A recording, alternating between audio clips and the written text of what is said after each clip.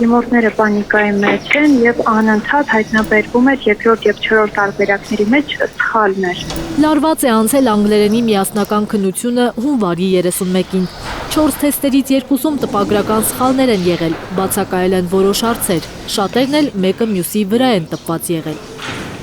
Քննական սենյակներում իրարանցում է սկսվել քննության մեկնարկից 10 րոպե հետո։ Հիմա չորրորդ տարբերակներ կար էջ, որ ընդհանուր 5 վարժություն բացակայում էր։ Քննական սթրեսից բացի հոգեբանական սթրես ապրեցին բոլոր դիմորդները։ Սկսվելուց 10 րոպե հետո արդեն հայտնաբերվեց սխալ։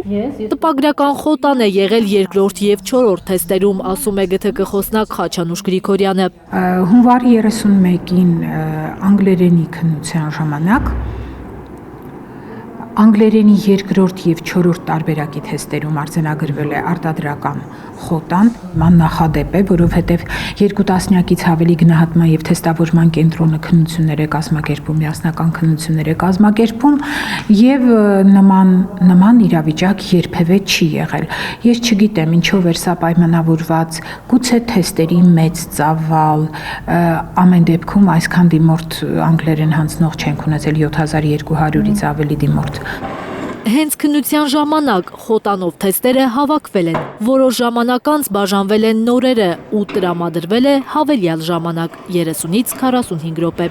Բայց սկանդալի հետ կապված աղմուկը չի մարում քննությունից հետո։ Մեր երեխաները լուրջ սթրես են տարել, բողոքում են ծնողները։ Հիմա ինչ է լինելու։ Հայտագրվողների թվից նոր քննություններ են լինելու մարտի 1-ին, ովքեր դժգոհ են իրենց գնահատականներից, կարող են նորից հանձնել անգլերենի քննությունը։ Բոլոր դիմորդները անգլերեն հանձնած, անկախ նրանից, թե որ տարբերակն են իրենք գրել, առաջին, երկրորդ, երրորդ, թե չորրորդ, իրենք կարող են հայտագրվել եւ հանձնել եւս մեկ անգամ անգլերենի քննությունը։ Քննության միայն օրն է առայժմ հայտնի, դա մարտի 1-ին է տեղի ունենալու։ Այս տարի Հայաստանի բուհեր դիմել է 12538 հոգի։ Դիմորդների թիվը կրկնապատկվել է 2022 թվականի համեմատ, երբ սկսվեցին տարվա ընթացքում 2 անգամ անցկացվել միասնական քննություններ։ Միայն 7223 դիմորդ այս տարի անգլերենի միասնական քննություն է հանձնել։ Գնահատման թեստավորման կենտրոնի խոսնակն անցանկալի է համարում քննական թեստերում սխալներն ու խոտանը, բայց նկատում է, թեստերի նման ծավալի տպագրության դեպքում սխալներ կարող են պատահել։ Զարուհի Սահակյան, Միլենա Պողոսյան եւ Արմեն Ապրեսյան, Հայլուր։